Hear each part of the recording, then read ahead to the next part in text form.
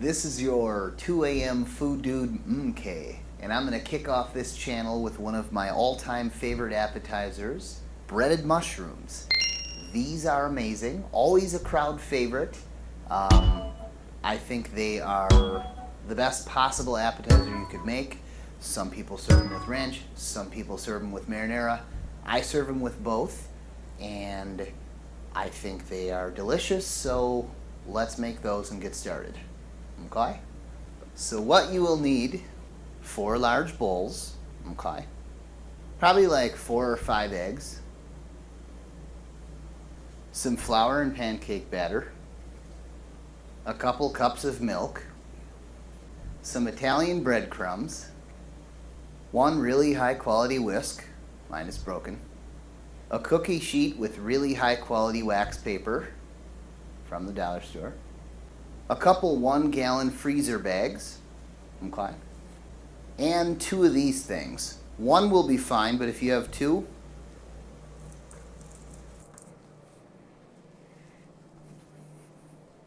and as many mushrooms as you can muster.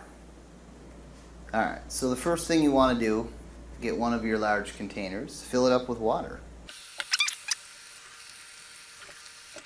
The next thing you want to do is open up all your mushrooms and wash all of them off. This is kind of a tedious process, so we're going to do this in turbo mode.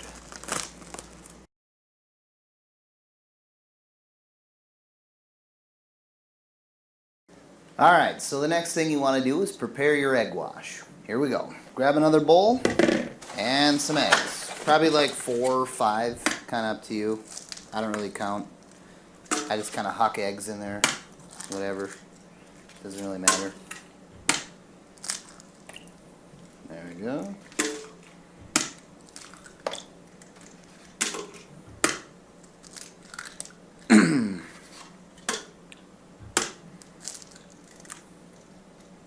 That should be good.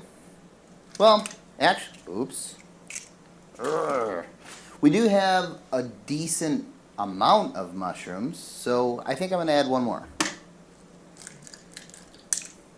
However many mushrooms you have depends on how many eggs you have. Okay? So now, what you're going to want to do is grab your milk. Now, typically what I do is I just I eyeball it. I want to say 50-50, 1-to-1 ratio egg to milk. Grab your whisk, whisk it up.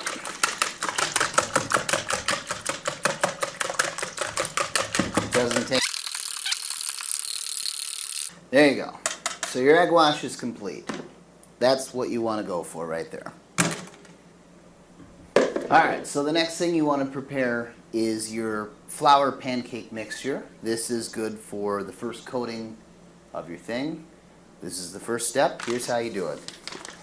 Take a little flour, open that up. Now, I don't know, the best ratio I think is probably just 50-50. So I don't measure, I just dump a bunch in there or whatever. And I don't know, like 2 cups-ish. 1.5, 2 cups-ish. And then dump in about the same amount, maybe a little slightly less, pancake batter. So, there you go. That's your mix. Now, this step is optional. I like to do it. Not everybody does, but I think it adds just a little touch of finesse and a little flair. Here's what you do, if you want. Grab a little seasoned salt, add it to your mix here. Little seasoned salt, little regular pepper, little regular salt. There you go. And for you badasses out there, also add a little cayenne pepper. I don't measure, I just dump. There you go. So there's your flour pancake batter mix. Mix that up in a bowl. And you're looking at part 2 complete. There you go. There you go, okay. Alright, part 3. This part's pretty simple. All you do is dump your breadcrumbs into a bowl. I would say Start with about half because egg seems to like to wreck your crumbs. So what I do is I start with about half, and then once those crumbs get wrecked, then you filter them out and do more. So, and there you go. So there you go. Those are all three parts of your French breading that we're going to put on these muzz. So the next thing is start picking mushrooms, get them wet, throw them in the flour. So here we go. We're going to get these wet, huck them in the flour. Now you want to repeat this process for quite a while.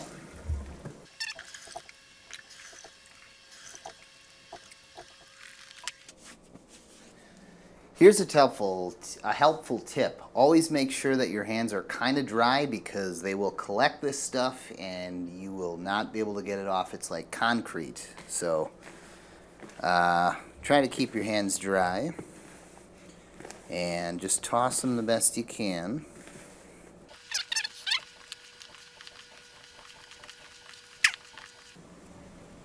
Alright.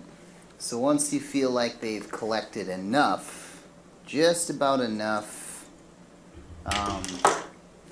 flour, then you can huck them in the little colander strainer thing.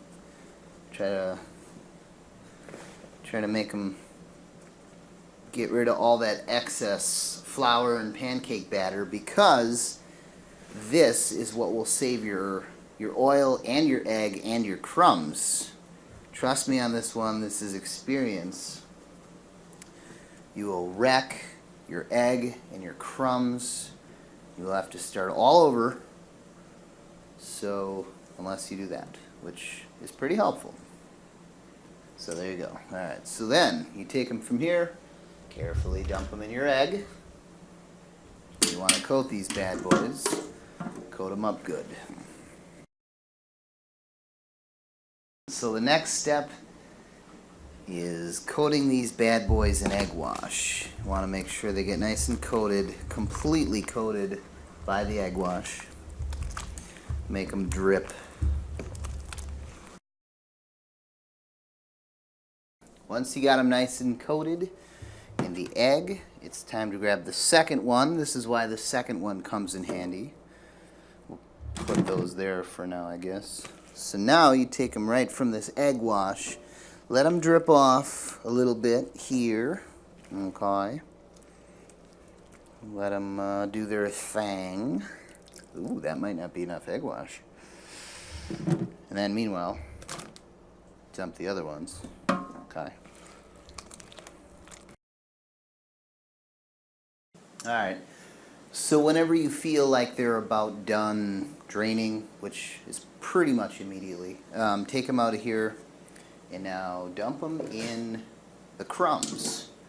So now what I like to do to get it a good start without touching anything, this is your best option, is just to give them a little shake, shake them up, get those crumbs all over that egg, try to saturate them with crumbs.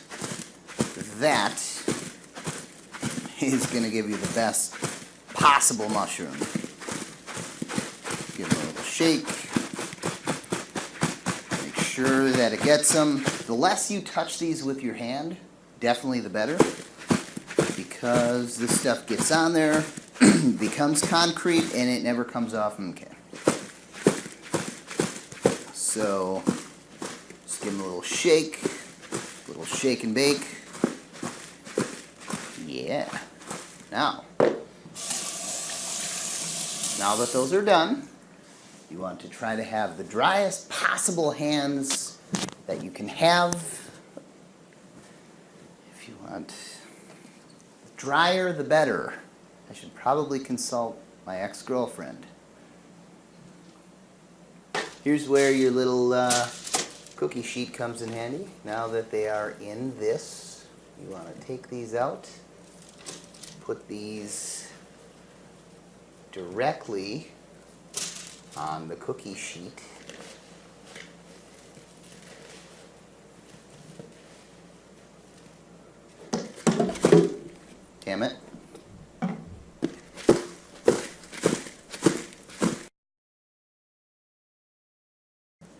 There you have it. There's your first round right there.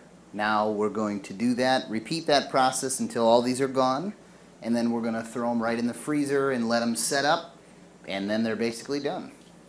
So here we go.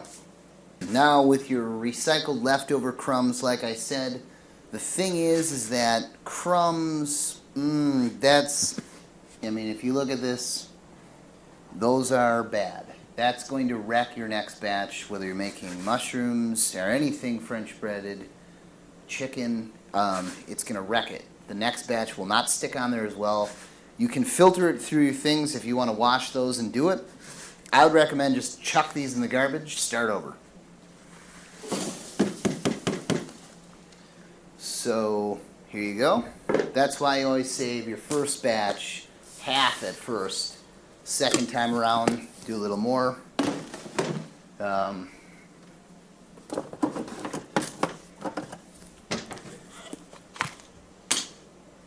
Always a good idea to keep a lot more breadcrumbs on hand than you think. I mean, these things are worth their weight in gold. They're the best thing ever for French breading.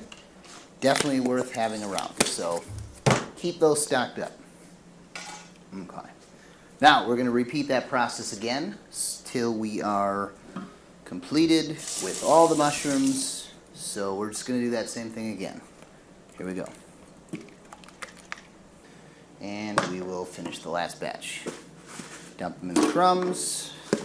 Give it the old back and forth.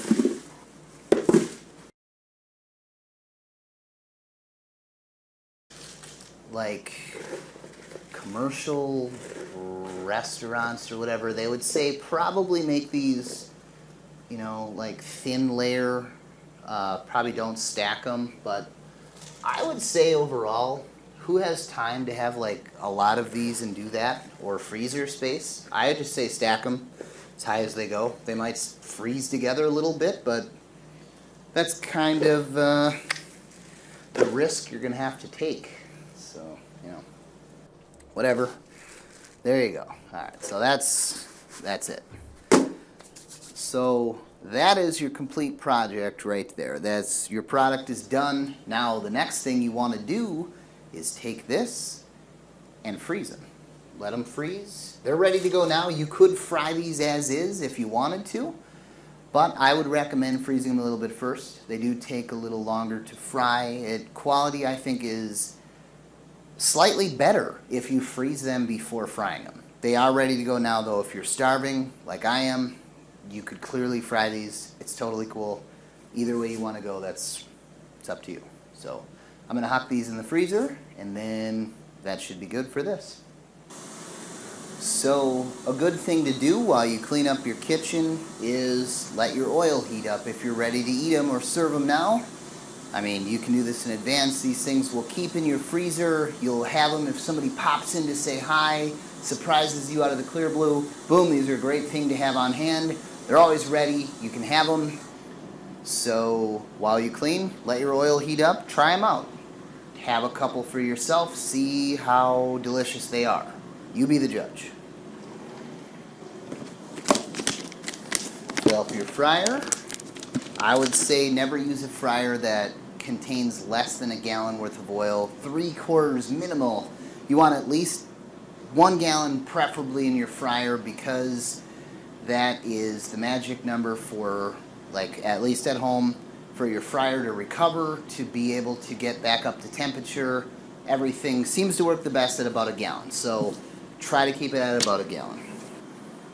Also, be sure to save your empty container for the old oil that you can put back in there when it's used up. So we're just going to let the oil heat up. I'm going to take a little break for a minute, pause tape, and come back when it's warm. Now for your sauce, typically I would make my own red sauce marinara, but if you're ever in a bind or in a hurry, or you just don't want to, or you're lazy, another really good alternative is just to use some jarred pizza sauce. It works none the better, and I think it turns out really well. It might actually be better than marinara, a little element of pizza. pretty good stuff. Try that out. Otherwise, in an upcoming video soon, I'm going to make my own. I'll show you how to make your own marinara for dipping sauce or pasta or whatever you want to do with it. Mozzarella sticks are good with it. A lot of uses for red sauce. Your general marinara red is key to have on hand and keeps for about a week, so that's good to have. Hey, look at that. So the green light finally came on my fryer. It's time to drop these bad boys down and see how we do.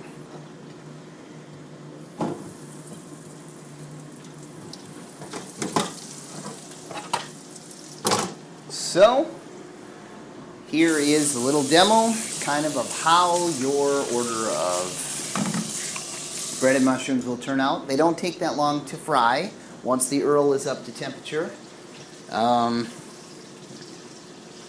Only a couple minutes, so bear with it. It happens pretty quickly. Alright, well, camera A died, so I guess I'll be talking to you only from this angle from here on out. Okay. So, these mushrooms are almost done. I think we're onto something. Here's one optional thing that you can do. Some people do this, some people don't. I would say it's up to you. I like to do it.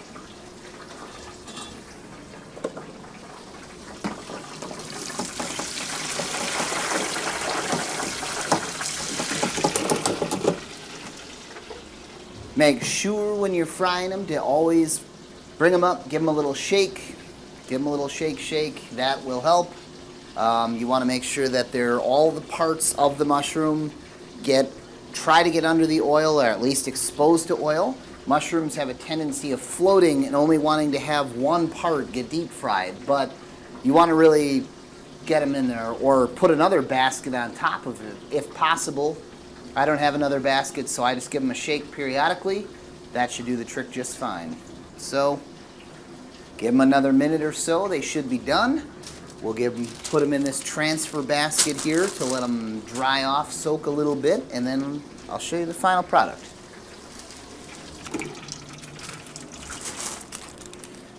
Alright, yeah. So those are fresh out of the fryer. If you want to be mean to your friend, tell them to eat one right out of the fryer. Mushrooms have this weird thing. Out of all appetizers, they stay the hottest for the longest. These will be hot for like the next 3 years. So I wouldn't recommend touching or even looking at them for about a good 10 minutes. Now, here's the thing. Here's that extra step. Some people do this, some people don't. Throw a little Parmesan cheese over your mushrooms and a little in the red sauce. That kind of adds a unique little touch. Transfer them to the basket. There you go. So there is your breaded mushrooms. Those are a delicious app. I think they're an all-time favorite.